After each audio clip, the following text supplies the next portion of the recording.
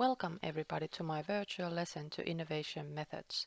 Today I'm going to present to you all 3 innovation methods to be used in different kind of situation. First we're going to take a look at Draw How to Make Toast by Tom Wojcik. This method takes time from 30 to 60 minutes depending on how deep do you want to go or how many people are participating. Let's look at the screen. Here are the stages. First we're gonna get our ingredients: felt markers, thick paper stock, sticky notes or index cards, and masking tape. Stage your room with tables, chairs, and a clear wall where you can post your work. It is important to have enough room for all the participants to see everyone's creations. In your invitation, set expectations that your meeting will focus on building a system model of an important challenge, clarifying your vision, improving your cash flow, figuring out the next bold challenge. Begin with a simple design exercise. Now in step 3, conduct. Run the meeting informally. Hand out markers and papers to everyone and ask people to draw a picture of how to make toast. Give them 2 to 3 minutes.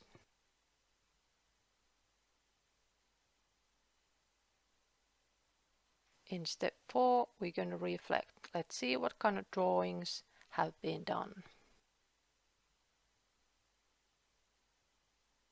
Now have the group put up their drawings on the large wall space and comment on the drawings, pointing out which are simple and complex, which have people and which don't.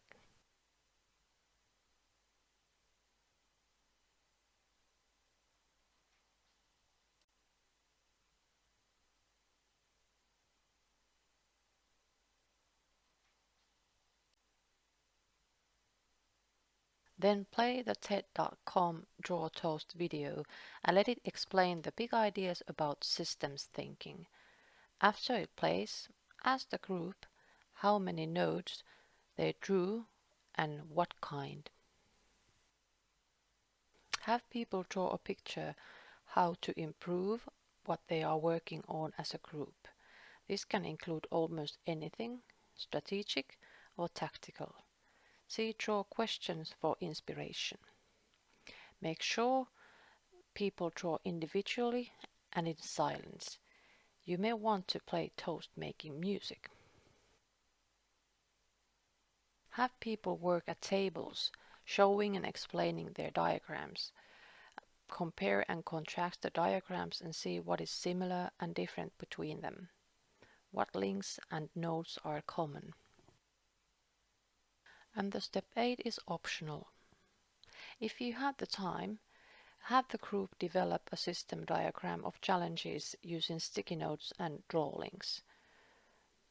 Building on the previous individual diagrams, have groups of 5 to 6 people create nodes and links to solve the challenges. I feel that this method is very useful if it can be used early on when innovating. System thinking is a great asset in understanding innovation and its process thinking. Then the mental stage is set to actually do real things. Then off to the next method. This next method is called the Innovation Generator and can be found in gamestorming.com. This method is for fresh thinking and ideas or for vision and strategy meetings. This method is most suitable for 5 to 8 people and the duration is about 1 hour. The Innovation Generator helps teams identify and address customer needs. The combination of value and invention provides the fuel necessary for innovation. Let's see the board again. Now this method is going to begin also with preparing, so begin by giving your participants post-its and markers. Then we're going to draw 3 columns on a large whiteboard or a poster and label them as follows. A. Customers or prospectives, customers' problems. B. Invention/value. C. Innovation. Then you need to ask people, think of problems that customers within your market may have. After they write all their ideas on sticky notes, post them in the first column and discuss what the issues mean for your company. Work as a group to choose about 5 inventions your company has or could create. Write these on post-its of different color and put them in the second column. Ask your participants to explore the values these inventions have, other than their current purposes, and to post their ideas around the invention notes in the second column. Think of how these values can resolve the problems noted in the first section. Doing so that your team's innovations focus on the meaning your stakeholders needs.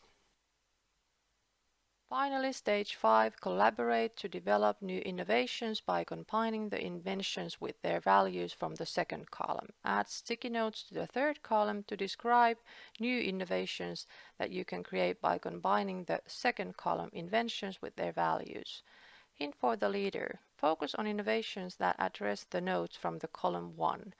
This will ensure that the exercise leaves you with useful information that responds to the customer's needs.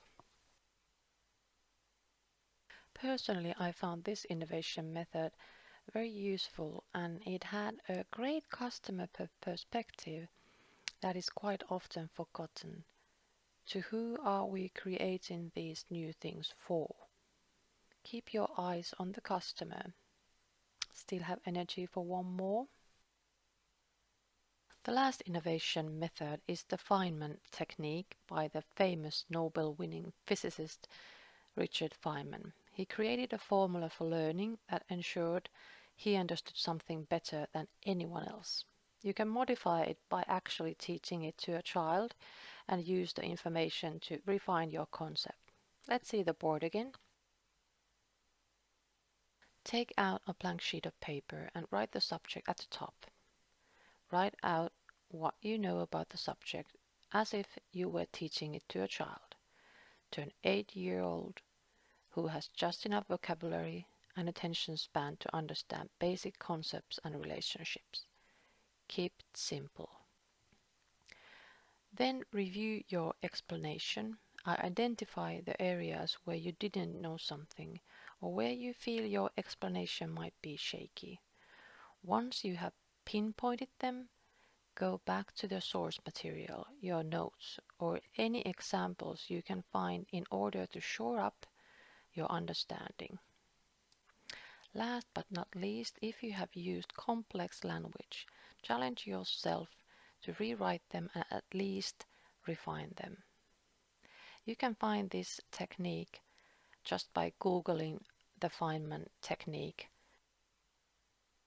Thank you all for tuning in my virtual lesson. I hope that you had a great time. See you the next time.